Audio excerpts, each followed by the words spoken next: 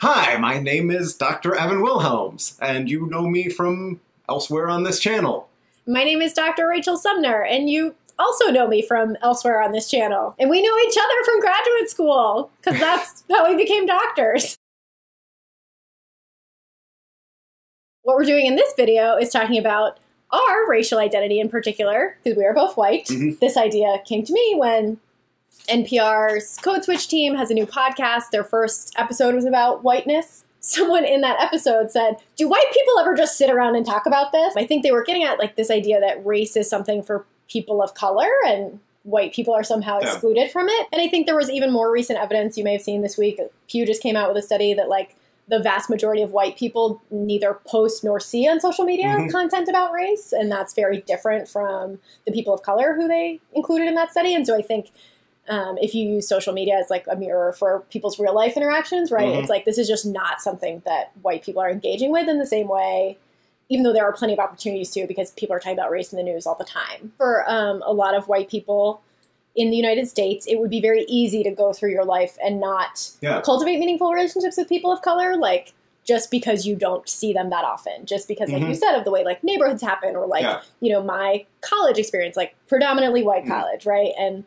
so just the odds of people I'm going to meet and interact with and form friendships with, lots of those people have been white. Part of the reason for that is a trend you've seen over the past 30 years, that the number of close personal friends that anyone has had has gone dramatically down. In the mid-'80s, they asked this question, and the mode response was 3 people who met this definition of close friends. In roughly the 2010 or so, they asked the same question again in a survey. The most common answer of close personal friends that people had was 0. Oh. And I think like that Pew study showed like what does it mean for people of color to go on Facebook and I'm posting about like, oh, my dog did this and someone's just been shot and I don't say anything about that, right? Like that silence means something. And so I think people who are watching and saying like, oh, this person never reacts to, you know, news about my people suffering at the hands of,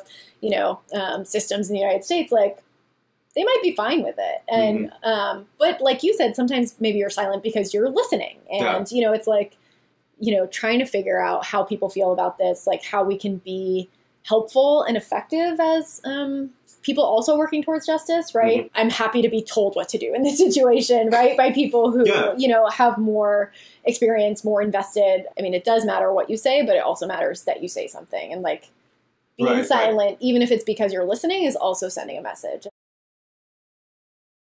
As I was growing up, my culture growing up in a predominantly white suburb, it's what I would describe as a well-intended attempt to ignore race. Is a colorblindness. It is people thinking they're doing good by trying not to address it.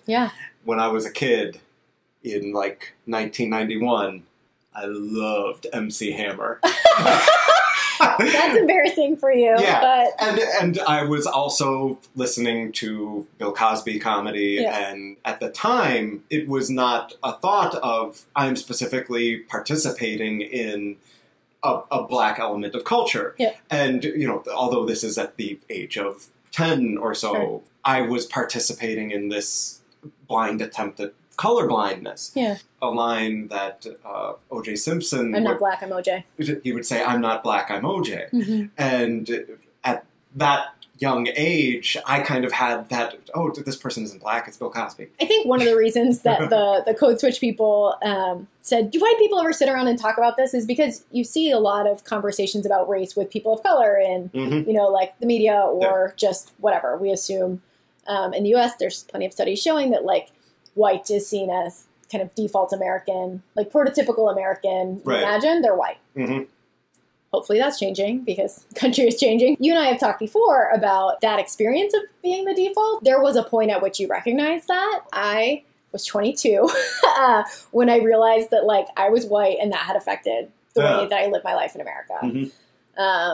That I have since learned is an example of white privilege because like not having to think about my race, not worrying about anything happening to me because of my race, right? Like never experiencing stereotype threat, which we talked about in a previous video, because of my race, right? Like what a luxury. Like how much cognitive space, how much energy, how much, stuff did I have because I wasn't worried about race. And I only realized it because after finishing undergrad, I worked on a study that was looking at the racial achievement gap in middle school and stereotype threat and how it affected students of color. And I sort of had this moment of like, oh my God, that never happened to me. Oh, it's because I'm white.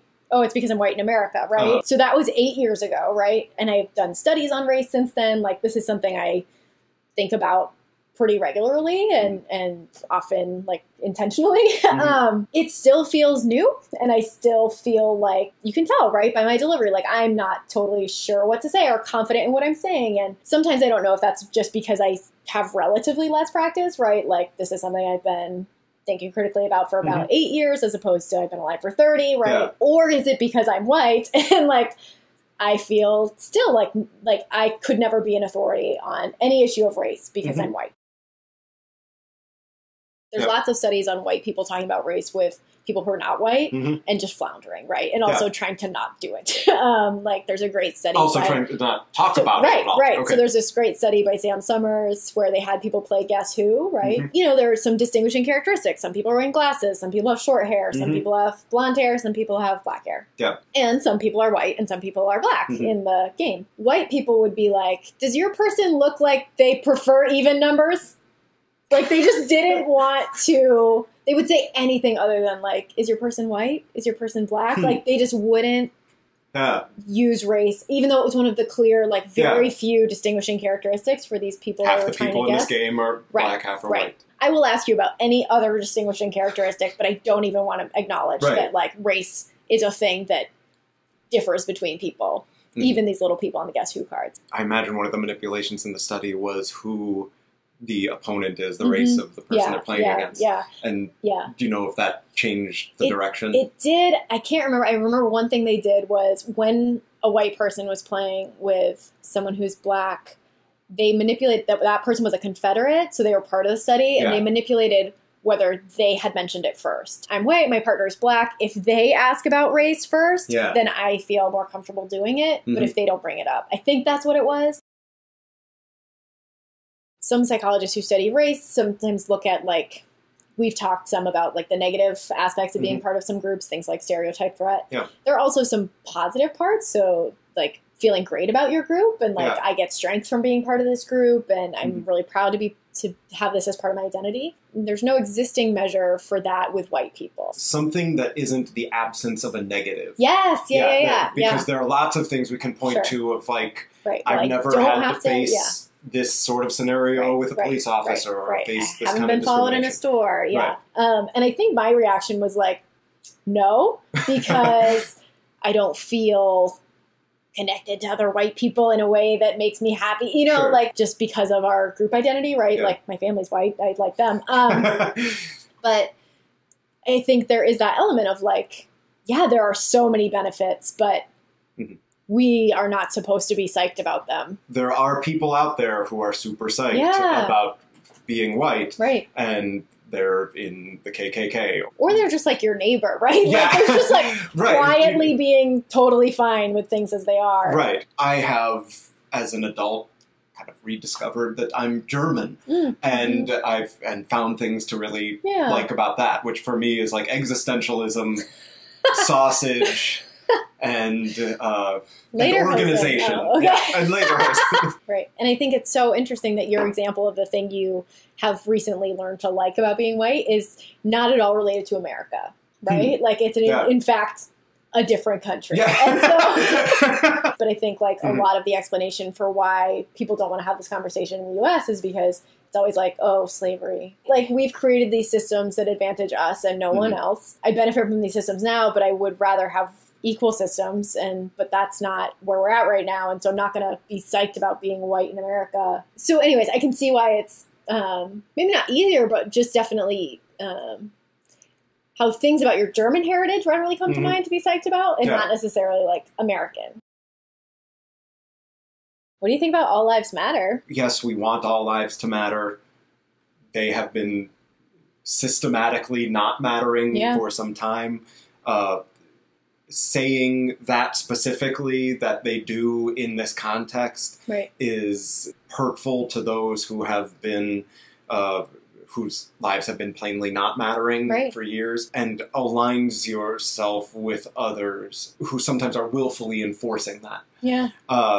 And I think a whole lot of the people who are saying this now are not realizing what it communicates, but that doesn't change what they're communicating. The way it always functions, is like someone says Black Lives Matter, someone says all lives matter, and it's a refusal to engage in that conversation that the person who said Black Lives Matter is trying to participate in. And, I think it's just another example of a group that's historically privileged, not letting any other group sort of direct conversation.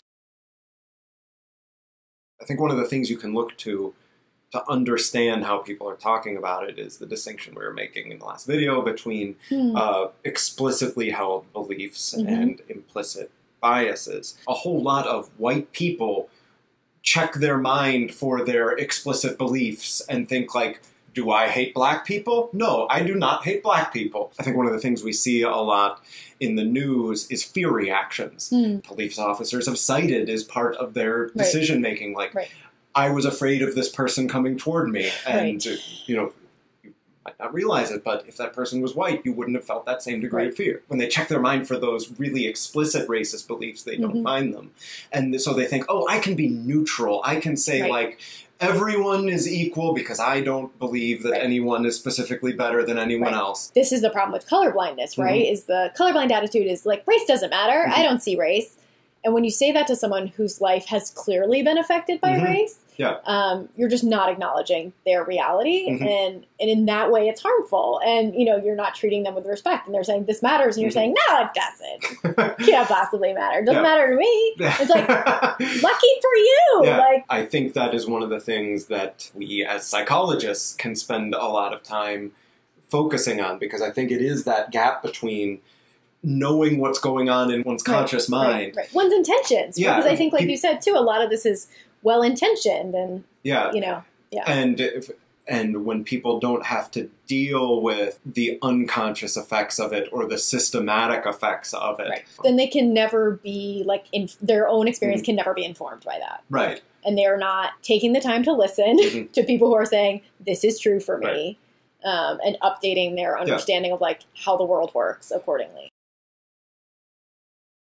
A lot of the times that implicit bias comes up, it can often be, I think, for lack of a better word, a shield for white people. People can think like, oh, if it's unconscious, then it's not my responsibility to do something about it. I can't take it out. It also gives people who are not thinking about this at any level a pass to not look at their explicit motivations and intentions and beliefs.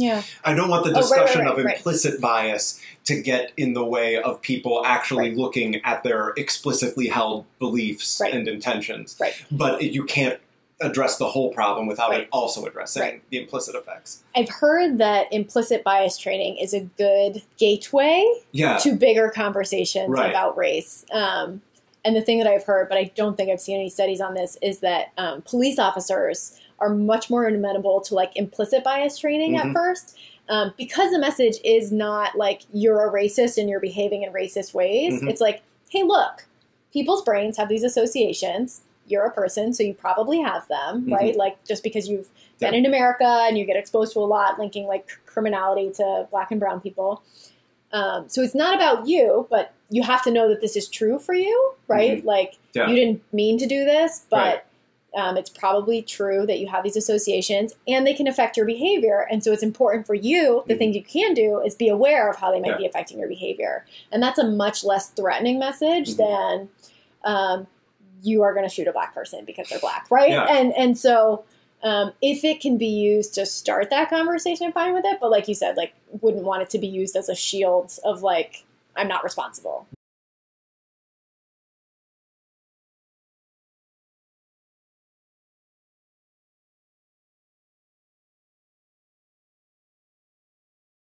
So for anyone who might have been wondering why we thought it was a good idea for two white people to talk about race, I think it's just because, like, try and combat this idea that we are somehow excluded from a racialized experience. Like, you and I have a race. We can talk about it. If you're white, you can talk about race with people who are white.